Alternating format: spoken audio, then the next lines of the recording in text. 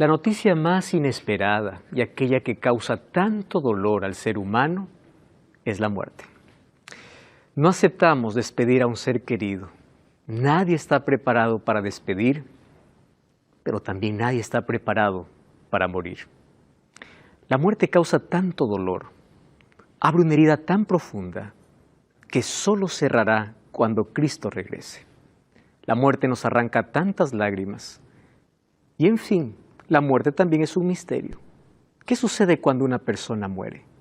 Sin embargo, quiero decirte algo. La muerte no es la mayor tragedia en la vida. La mayor tragedia es morir sin Cristo. Bienvenido. Está comenzando tu programa de Biblia Fácil. Y estoy con Biblia en mano para hablar sobre uno de los temas que nos causan dolor, pero sabemos que en algún momento lo vamos a enfrentar. Probablemente esté hablando para alguien que perdió un ser querido hace poco tiempo y aún está en el proceso de duelo que no puede superar. Estás llorando día y noche por esa persona. No has superado, hay un vacío enorme. Hoy queremos traer esperanza a través de la palabra de Dios. ¿Estás preparado? Toma tu Biblia. Vamos a orar juntos y junto a este lindo grupo de personas vamos a estudiar este fascinante tema que es sobre la muerte. ¿Oramos? Querido Dios, queremos colocar nuestra vida en tus manos y queremos pedir que tu Santo Espíritu hoy nos dé consuelo a través de tu palabra, que tus promesas nos fortalezcan, que nuestras lágrimas puedan caer en el lugar correcto, que es a tus pies, cuando tengamos que enfrentar la muerte, el dolor o la despedida de un ser querido. Llena de esperanza nuestro corazón, en el nombre de Jesús. Amén. Queridos, hablar de muerte es algo que no nos gusta, ni pensar ni hablar. La muerte es el mayor intruso y el mayor dolor que trajo el pecado.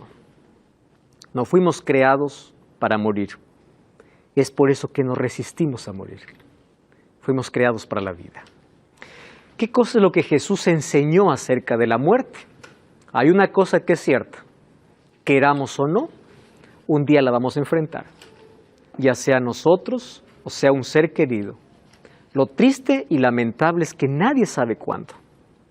Nadie sabe cuándo es su última foto. Nadie sabe cuándo es su última pelea, su última sonrisa. Nadie sabe cuándo es su último buenas noches o su último buenos días. Miles de personas hoy salieron diciendo hasta la noche y hoy nunca más regresarán. Miles de personas hoy se acostarán diciendo hasta mañana y no más despertarán. ¿Por qué nosotros no aceptamos la muerte? Porque no fuimos creados para eso. Eclesiastés 3:11 dice, todo lo hizo hermoso en su tiempo y ha puesto en eternidad o ha puesto eternidad en el corazón de ellos, sin que alcance el hombre a entender la obra que ha hecho Dios desde el principio hasta el fin. ¡Qué lindo! ¿Sabes por qué nosotros no aceptamos la muerte? Porque en nuestro corazón tenemos el deseo de eternidad. Fuimos creados para la vida, no para morir. Es por eso que los seres humanos nos aferramos a la vida. Cuando creemos o pensamos que nos vamos a morir, nos aferramos a vivir. Por eso es que invertimos todo, gastamos todo por sanarnos, por recuperarnos, porque queremos vivir. Y aun cuando nuestros días sean malos, queremos seguir viviendo. A menos de que haya alguna enfermedad que afecte nuestra mente, ¿verdad? Donde el ser humano desee la muerte. Pero en otras circunstancias, fuimos creados para la vida. Todos hemos visitado un cementerio por alguna razón. Yo visito muchos cementerios, hago algunos funerales. Consolar a la familia no es fácil. Sin embargo, tampoco es fácil ver en un cementerio tanta cruz pensando que tú pudiste haber sido uno de ellos. Cuando yo veo una cruz, al pie de esa cruz no está enterrado solo una persona. Está enterrado sueños, proyectos, el corazón de una familia y sobre todo está enterrado decisiones postergadas. Porque miles de esas personas por un poquito no se salvaron. Porque rechazaron el último mensaje que recibieron. Nadie sabe cuándo es la última oportunidad. Yo siempre digo a las personas, mientras tengamos vida tenemos oportunidad, pero nadie sabe cuándo es la última. Nadie sabe cuándo es el último mensaje, el último llamado, la última vez que el Espíritu llama. Nadie sabe. Por eso la necesidad de poder vivir cada día como si fuese el último día de nuestra vida equivale para tener buena relación con Dios y buena relación con nuestros semejantes. Vive como si hoy fueses a morir. Tenemos el deseo de eternidad en el corazón. La muerte para unos es una coma, mientras que para otros es un punto. De acuerdo a este concepto se vive la vida. Aquel que dice con la muerte se acaba todo, vive como quiera, porque solo tiene una corta vida para vivir. Pero aquel que sabe que la muerte solo es una pausa, porque luego va a resucitar, vive de otra manera. ¿Por qué? Porque sabe que la muerte no es un punto final.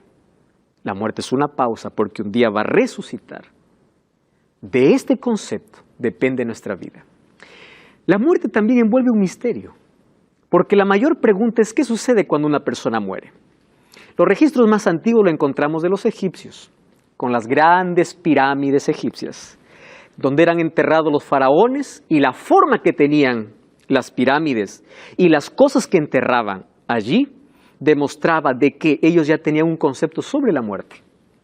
Por ejemplo, los egipcios creían que cuando uno muere o el faraón moría, el faraón iniciaba un peregrinaje hasta encontrar la inmortalidad y encontrarse con los dioses y convertirse en un dios. Por eso es que para ellos un faraón era el hijo de Dios. Y es por eso que les enterraban con sus enseres, les enterraban con comida, con sus siervos, porque ellos creían de que ellos iban a una lucha constante hasta encontrar la inmortalidad. Pero esto no es bíblico. Esto es paganismo. Era el concepto que ellos tenían. Lamentablemente el concepto de Egipto influyó mucho en los griegos. Y los griegos desarrollaron otro concepto de muerte. Por ejemplo, para los griegos, una persona que moría iba al Hades, ¿verdad? Iba a la sepultura, pero los buenos tenían un lugar y los malos tenían otro lugar. Además, los griegos desarrollaron una filosofía que hoy se proclama en las iglesias. Me da tanta tristeza cuando yo veo a alguien pensar de que cuando uno muere algo sale del cuerpo, porque eso no es Biblia, eso es filosofía griega. Quien desarrolló aquella filosofía de que cuando una persona muere, algo sale y ese algo que sale se llama alma, que se va a deambular o se va al paraíso, se va al purgatorio o se va al infierno. Eso no es bíblico. Eso viene ¿de dónde? De Platón. Platón ya desarrollaba una filosofía. Otros piensan que una persona va a un camino de luz para reencarnarse y se reencarna. Otros piensan que el espíritu sale y él es inmortal. Miren cuán astuto es el diablo. El diablo le dijo a Adán y Eva, coman del fruto, no morirán. ¿Qué cosa les había dicho Dios? Morirán. ¿Qué cosa dijo el diablo? No morirán. Préstenme atención. El primer mensaje diabólico fue, no vas a morir. ¿Correcto? Fue el primer sermón, no de Dios. ¿De quién? Del diablo. Miren cómo está disfrazado hoy. Una persona muere, pero no muere en sí, porque algo sale que sigue viviendo.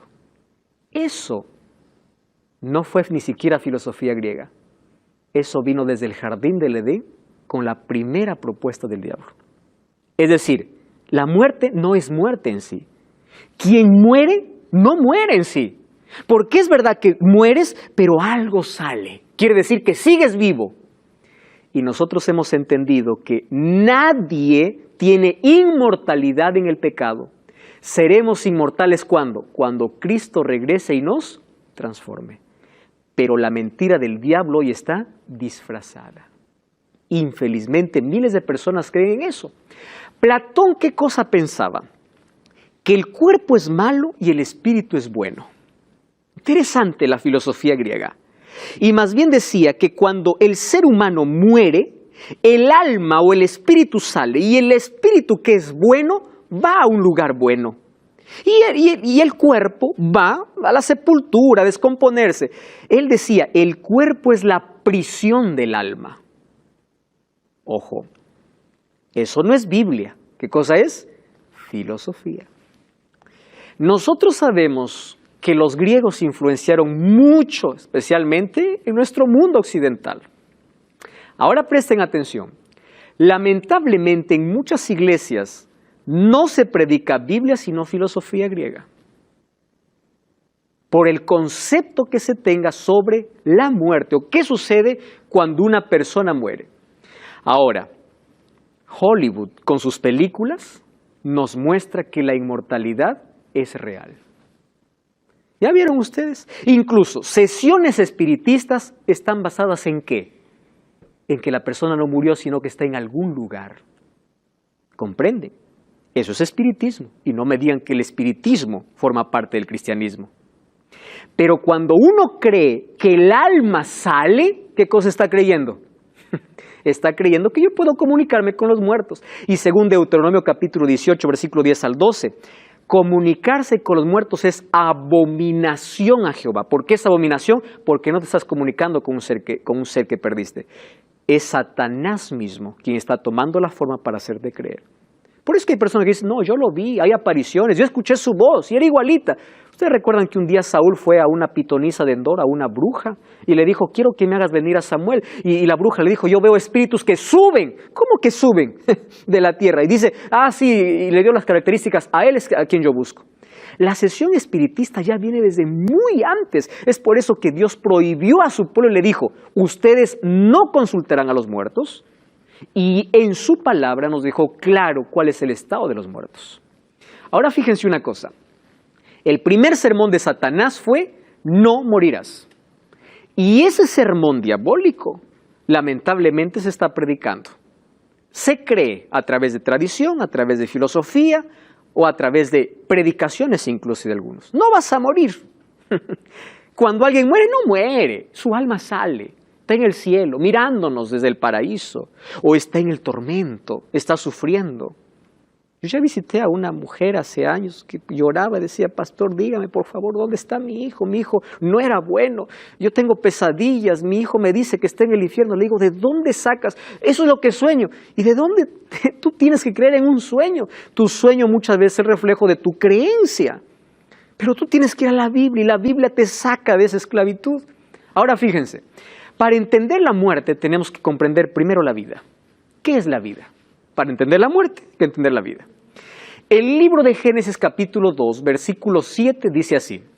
Jehová Dios formó al hombre del polvo de la tierra, sopló en su nariz aliento de vida y fue el hombre un alma viviente.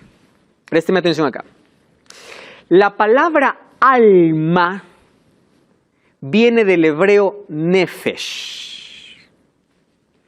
¿Qué cosa es nefesh? Nefesh significa vida, persona, ser vivo. Eso es en el idioma original. Nefesh. Vida, persona, un ser vivo. La palabra espíritu es la palabra ruah. Esa es la palabra en hebreo. Ruah. ¿Qué significa ruah? Aliento, vida. ¿Correcto? Aliento. Soplo, vida, eso es ruah. ¿Cómo Dios formó al hombre? Del polvo de la tierra y sopló ruah, aliento de vida. Entonces el hombre vino a ser ¿qué cosa? Vino a ser un nefesh. ¿Qué cosa es nefesh? Un ser vivo, un alma. ¿Cuál es la diferencia en el asunto de creencia sobre que el ser humano es un alma y tiene un alma? Miren, la diferencia es grande. La filosofía griega dice, el ser humano tiene un alma. Por eso que cuando muere, el alma sale. Eso dice la filosofía. Pero la Biblia no dice eso. La Biblia no dice que el ser humano tiene un alma. La Biblia dice que el ser humano es un alma. ¿Encuentra la diferencia? Mientras que los griegos decían, tiene, porque cuando muere sale el alma. La Biblia dice, no, tú eres un alma. Tú eres un ser vivo. Y la diferencia es grande, porque una vez más, aquí les voy a hacer recordar en la primera lección que vimos, cuando nosotros leemos la Biblia, tenemos que pensar que la Biblia no fue escrita en nuestro contexto cultural. Para los hebreos, alma no habría problema. Por eso es que ellos decían alma, alma. Cuando a un hebreo le decías alma, él pensaba en un ser humano. Pero cuando un occidental, que somos nosotros, leemos alma, ¿qué cosa pensamos? Ah, alma es algo que sale. Eso no es bíblico. ¿Eso qué cosa es? Filosófico. Ya que hay una batalla entre la filosofía y la Biblia. Correcto. Ahora fíjense, entonces, en conclusión, Dios hizo un alma. El ser humano es un alma. El ser humano no tiene un alma, sino es. Tú eres un alma. Ahora, ¿qué más dice la Biblia? Aquí voy a poner una ilustración. ¿Qué cosa es la vida? Es como una lámpara más electricidad. Polvo de la tierra más soplo de vida. ¿Qué cosa es? Un alma viviente. Entonces, cuando yo aquí separo, ojo, separo al foco de la electricidad, desaparece la luz. Ahora yo pregunto, ¿a dónde se fue la luz? A ningún lado, desapareció, se acabó. Pero cuando yo uno soplo de vida más polvo de la tierra, ¿qué cosa aparece? La lámpara, o sería esto, una persona, un alma viviente. Por eso es que la Biblia declara así. La fórmula de la muerte es polvo de la tierra menos el soplo de la vida. Si para que el ser humano venga a la vida, Dios juntó el polvo y hizo un ser humano, sopló en su nariz y fue un alma, cuando una persona muere, el cuerpo ¿a dónde va? A la tierra porque es polvo y el ruah, aliento de vida, vuelve a Dios. ¿Qué cosa quedó? Nada. El cuerpo se hace polvo y el aliento de vida, ¿dónde está eso? Eclesiastés capítulo 12, versículo 7. Vamos a la Biblia. Miren, la Biblia es tan clara. Eclesiastés capítulo 12, versículo 7. 12:7. Dice así. Antes que el polvo vuelva a la tierra como era y el espíritu vuelva a Dios que lo dio. Está hablando de la muerte. El capítulo 12 de Eclesiastés dice, acuérdate de tu Creador cuando eres joven, le dice. Y termina el texto diciendo, antes que el polvo vuelva a la tierra y el espíritu vuelva a Dios. ¿De qué está hablando? De la muerte. Entonces, cuando uno muere, ¿qué sale? No sale nada. No hay nada deambulando. El cuerpo se descompone y se hace polvo hasta el día de la resurrección, cuando Dios una vez más dé el soplo de vida para que todos los muertos puedan resucitar.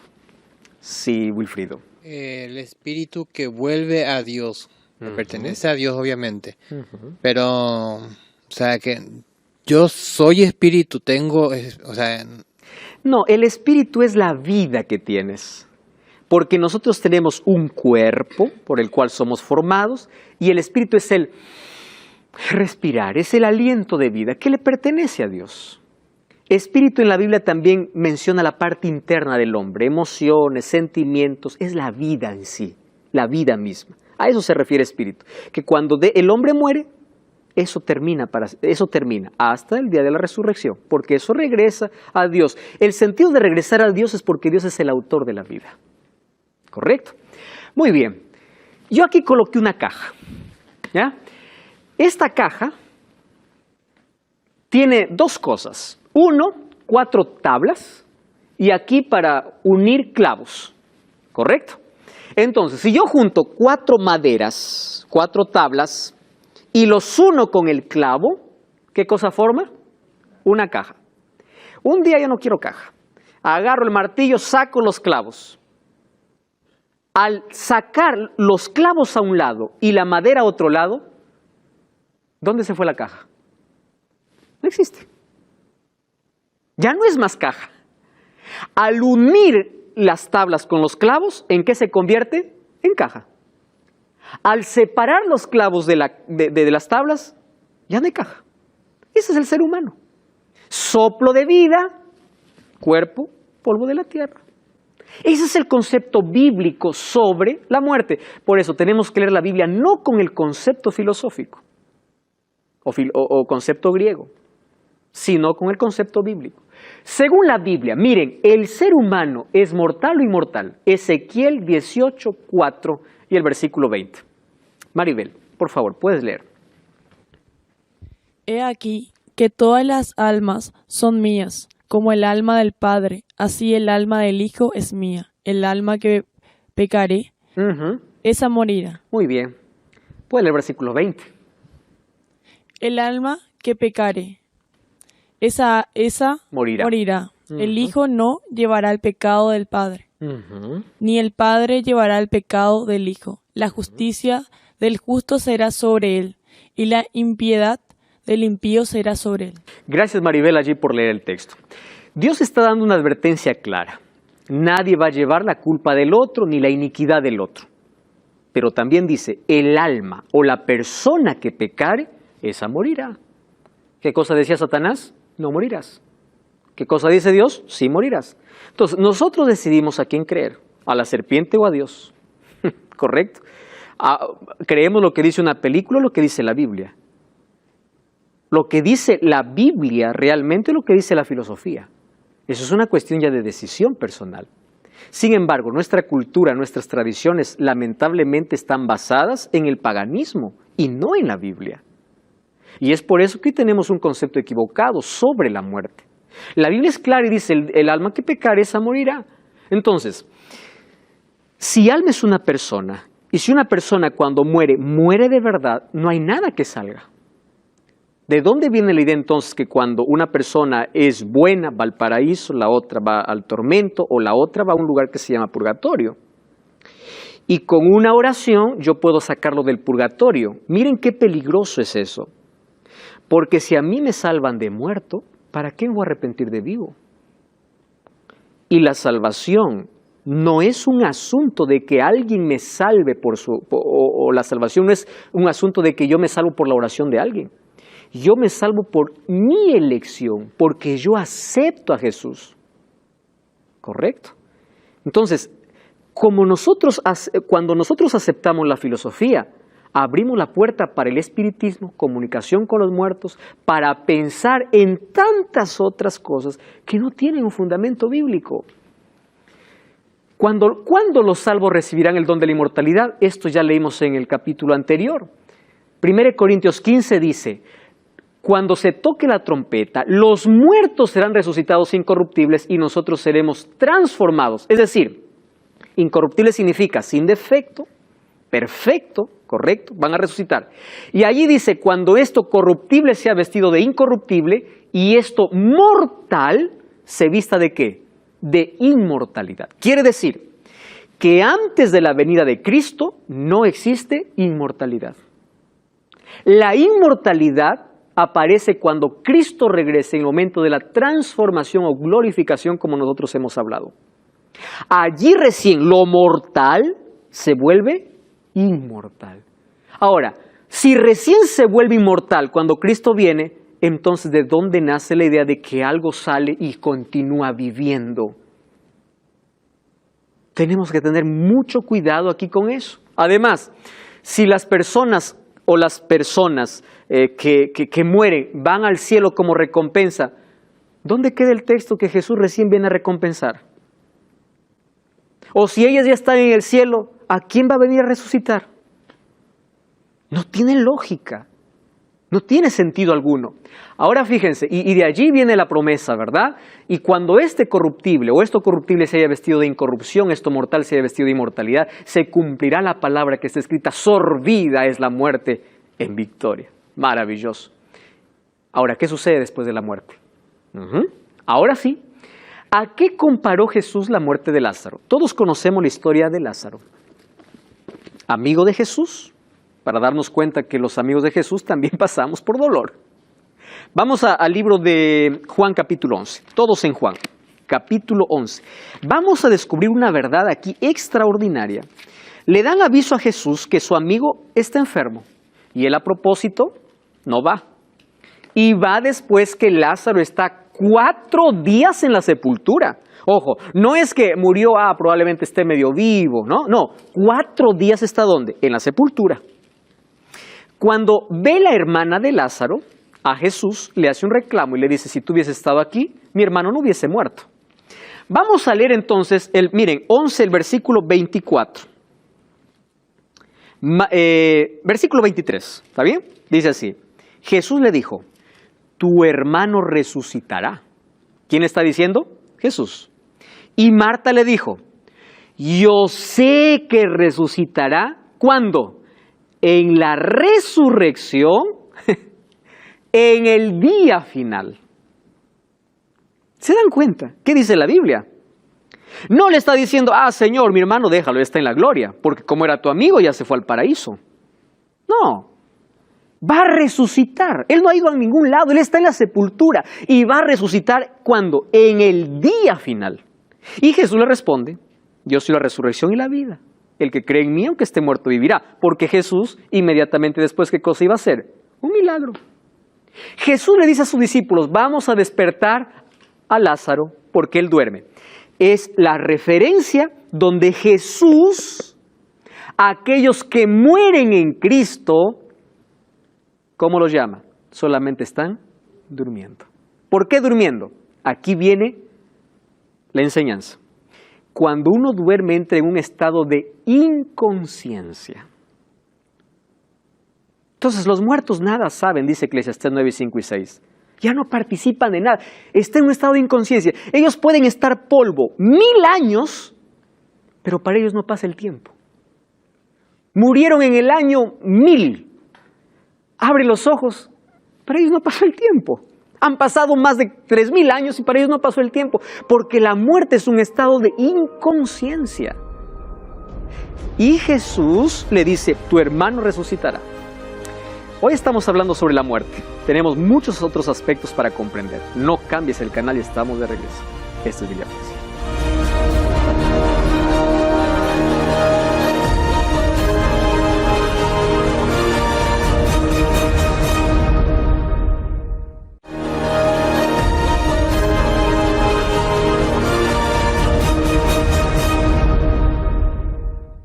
Estamos de regreso, esto es Biblia Fácil. Tú sabes que puedes solicitar totalmente gratis este curso bíblico Enseñanzas de Jesús.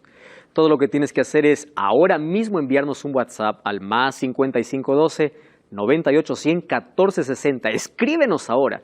Si vives en Sudamérica recibirás el curso en formato físico, fuera de Sudamérica en formato digital, pero disfruta de estas fascinantes enseñanzas de Jesús. Estamos hablando acerca de la muerte y un hecho particular que ocurrió en el ministerio de Cristo y se considera el mayor milagro que Jesús hizo, la resurrección de Lázaro. Nadie podía negar su muerte, 4 días en la sepultura. Ahora fíjense una cosa, cuando Jesús va, le dice, o dice a sus discípulos, nuestro amigo Lázaro duerme, voy para despertarlo, sus discípulos les dice, Señor, deja que despierte. Pero Jesús decía esto de la muerte y ellos pensaron de que hablaba de reposar del sueño. Les estaba diciendo que cuando la muerte es comparada a un sueño, es porque está hablando que un sueño, cuando uno está durmiendo, entra en un estado de inconsciencia. Uno duerme 10 de la noche, despierta 5 de la mañana, parece que el tiempo no pasó, obviamente. Así es la muerte. Entonces, Jesús dice, es como un sueño, Él está durmiendo, está inconsciente. Entonces, no da la idea de que, se fue a disfrutar, está atormentado, está en el purgatorio, está haciendo... No, está en un estado de inconsciencia. Además, Marta le dice, yo sé que mi hermano resucitará.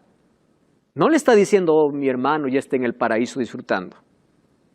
¿Correcto? Vamos a ver algunas otras cosas. Miren, otra cosa. Lázaro cuando salió, él no contó, mire Señor, estuve en el paraíso. Nadie. Él venía de la muerte. Otra cosa. Cuando Jesús llama a Lázaro, ¿saben qué cosa le dice? Lázaro, sal. Ojo. No le dice Lázaro, baja. No le dice Lázaro, sube. ¿Qué le dice? Sal.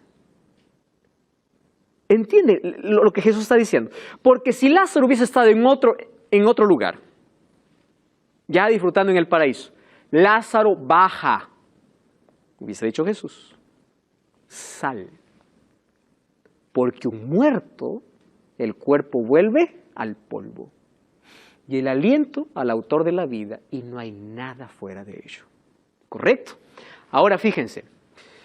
¿Cómo describe la Biblia el estado de los muertos? Salmo 6:5 dice, en la muerte no hay memoria. En el Seol, Seol es sepultura, ¿quién te alabará? Nadie.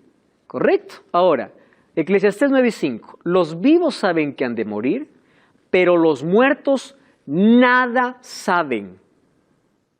No tienen paga, su memoria es puesto en olvido. No saben nada, no participan de nada. Ah, no, yo me comuniqué con fulano de tal. No es esa persona. Cruzar la línea del espiritismo es hablar con el mismo demonio. Satanás puede tomar la forma humana, hacernos escuchar las voces de nuestros seres queridos para atraparnos en esta grande mentira sobre la inmortalidad del alma. ¿Qué sucede cuando una persona muere? Dios dijo en Génesis 3:19, con el sudor de tu rostro comerás el pan hasta que vuelvas a la tierra, porque de ella fuiste tomado, polvo eres y al polvo vas. Y allí Salmos 146 dice, sale su aliento y vuelve a la tierra. Miren esta expresión, sale su aliento, vuelve a la tierra. En ese mismo día perece todo. No hay más acción, no hay más actividad. Esto es Biblia, esto no es filosofía. Por eso el libro de Deuteronomio capítulo 10, versículo 18, 10 al 12, Dios condena la práctica de comunicarse con los muertos. Allí dice, no se ha hallado en ti quien haga pasar su hijo o su hija por fuego, ni quien practique adivinación, ni agorero, ni sortilejo, ni hechicero, ni encantador, ni adivino, ni mago, ni quien consulte a los muertos. ¿Por qué? Porque esto es abominación para con Jehová. ¿Por qué es abominable? Porque tú estás yendo a un terreno oscuro y prohibido. El libro de Isaías capítulo 8, versículo 19, ¿qué cosa dice? ¿Consultará el pueblo a los muertos en lugar de consultar a su Dios? Entonces, aquí yo voy a responder una pregunta que muchos se pueden hacer. Si no existe un alma sufriendo, ¿por qué Jesús contó la parábola del rico y Lázaro? Que eran dos personas que cuando murieron, uno fue a la gloria y el otro se fue al tormento. ¿Han escuchado ustedes esa parábola? Hoy vamos a responder. Correcto, vamos a abrir la Biblia, Lucas. Vamos al libro de Lucas capítulo 16 y ahí está la historia que Jesús contó, porque esto para muchos dicen, no, está equivocado, porque aquí Jesús está diciendo. Está en el capítulo 16 de Lucas, quédense allí porque les voy a decir algunas otras cosas interesantes. ¿Está bien? Lucas 16, ¿están todos ahí? Muy bien, presten atención acá. Recuerdan que en el primer capítulo yo les dije que cada género de la Biblia tiene una manera de ser interpretada. Por ejemplo, la poesía se interpreta de una manera, la profecía de otra manera. Cuando David dice, Jehová es mi pastor, nada me falta. ¿Quiere decir que el ser humano es oveja? No, es una metáfora. Eso es poesía.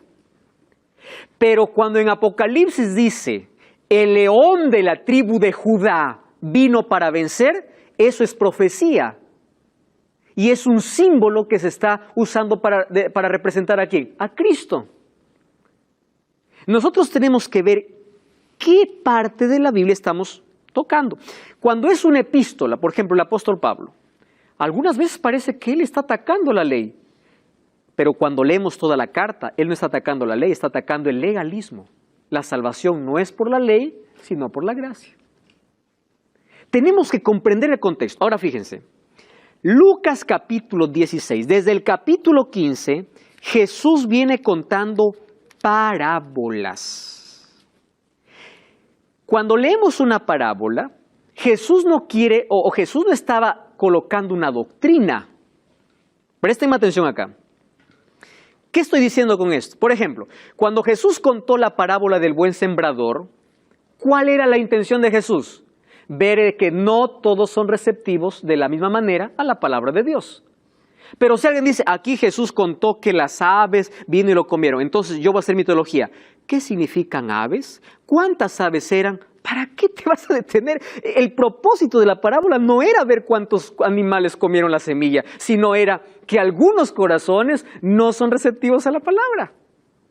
Además, en las parábolas de Jesús, escúcheme aquí, Jesús contó parte de la vida cotidiana con elementos reales y también contó parábolas, ojo, con elementos ficticios. ¿Quieren para hacerles un ejemplo? La parábola de aquel rey que invitó para las bodas de su hijo. ¿Eso era real? No, eso era una historia.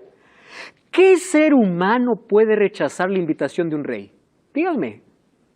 ¿Quién puede rechazar? Pero Jesús contó una parábola usando un elemento ficticio para enseñar una lección. Que Él es el rey y Él siendo el rey, el ser humano se atreve ¿a qué? A rechazar la invitación.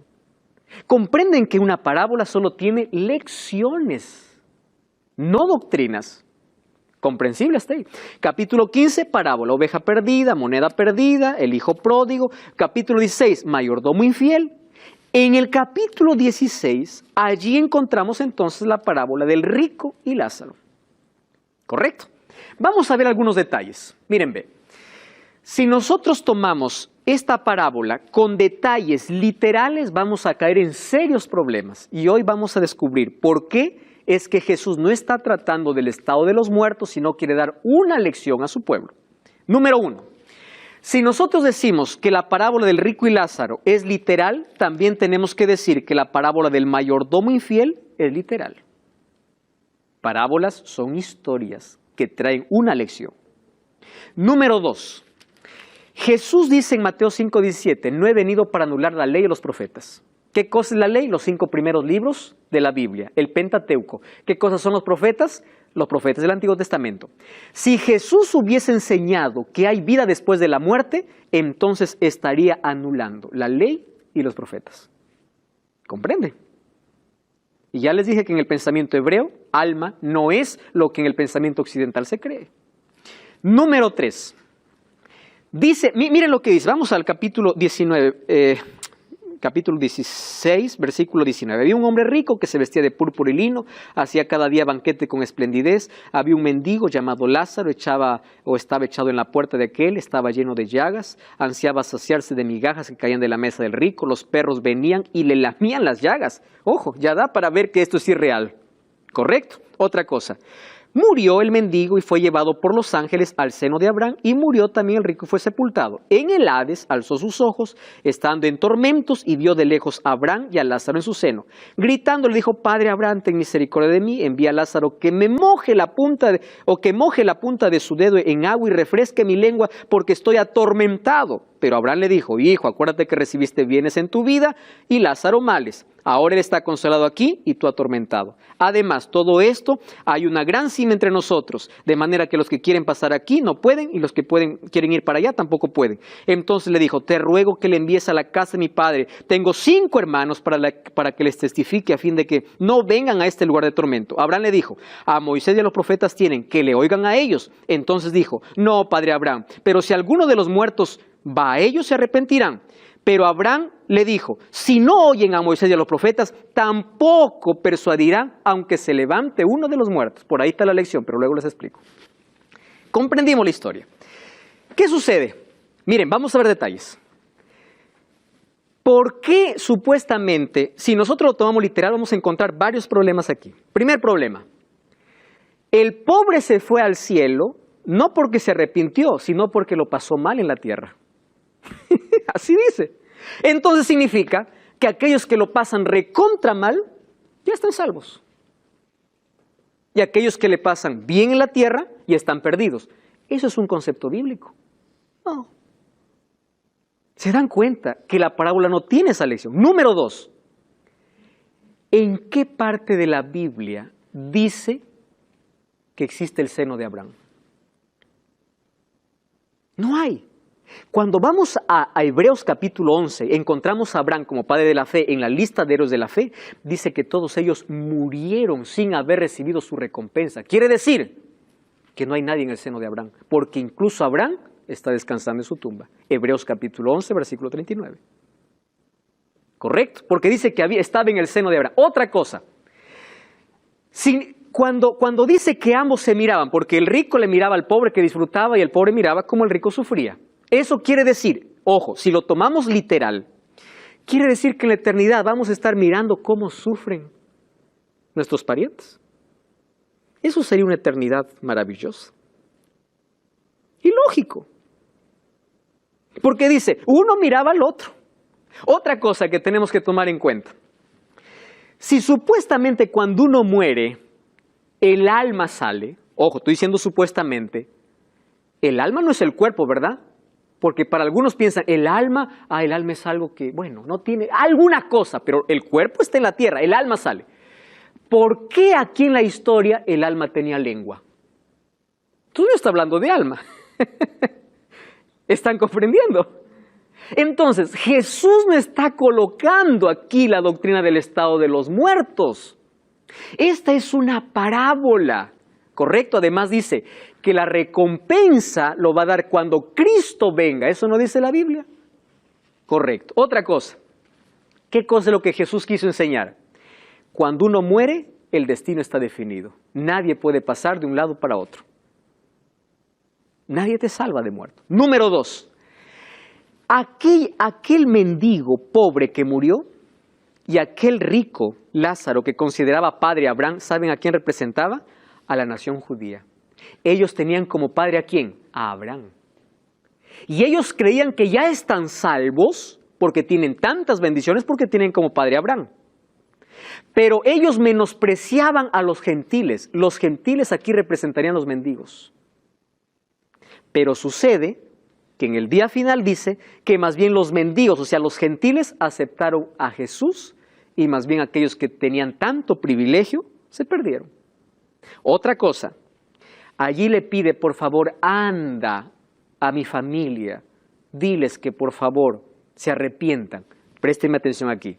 Jesús lo que está diciendo es así. ¿Ustedes qué quieren? ¿Que alguien de los muertos resucite? Si ni siquiera a mí me escuchan. ¿Comprenden las lecciones que está dando para quiénes? Para el pueblo.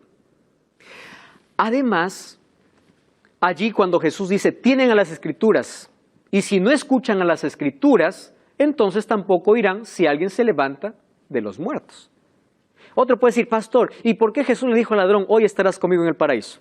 ¿Recuerdan? Hay otro que dice, entonces el ladrón está en el paraíso. Espera un momento. El ladrón no está en el paraíso. ¿Por qué razón? Jesús le prometió, de cierto te digo hoy, estarás. ¿En qué tiempo está? Conmigo en el paraíso. Cuando vamos a Juan capítulo 20, dice que Jesús resucitó y una mujer llamada María quiso abrazarlo y le dijo, no me toques.